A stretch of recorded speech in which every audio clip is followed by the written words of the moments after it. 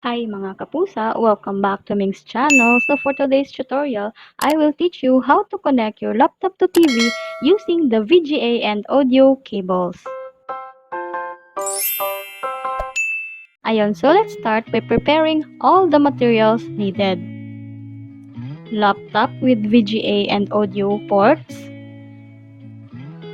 VGA to VGA cable,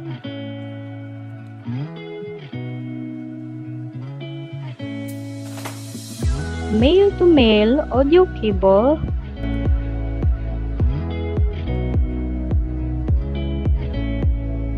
and lastly, our TV with VGA and audio ports. Yun, so don't forget mga kapusa, kung bibili na kayo ng VGA to VGA cable and male-to-male audio cable, kailangan tugma doon sa laptop and TV, VGA and audio ports.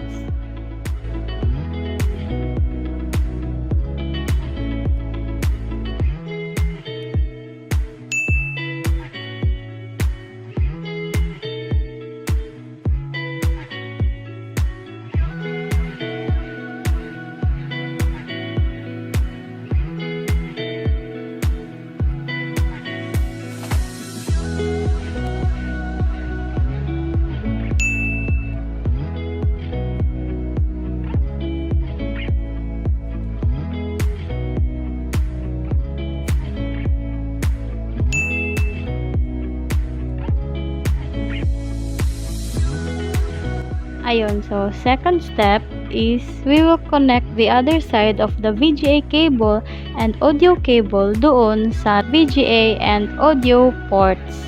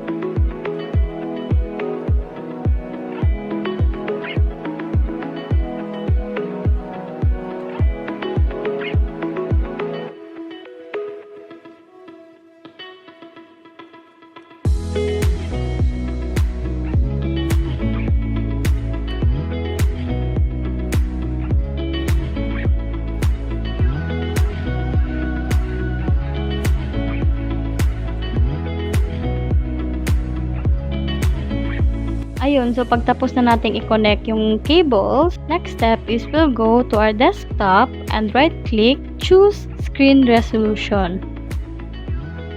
Ayun, so pag andito na tayo sa screen resolution, so click natin yung detect. Ayun, so madedetect na ni laptop yung TV natin via the connectors. Ayun, so next is we'll click resolution. So piliin natin yung pinaka highest resolution. Then next is the orientation and the multiple displays. Ayun, so pili lang kayo dyan. Then next, click natin yung okay.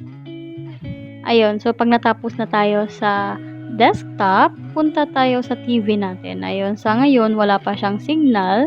Kunin natin yung remote control ng TV natin at hanapin yung sources. Ayun, so sources like USB, yung HDMI 1, HDMI 2, or yung VGA. Ayun, so hanapin nyo lang, makikita nyo dyan sa TV ninyo, okay? Ayun, so pag nahanap nyo na, so piliin nyo yung VGA.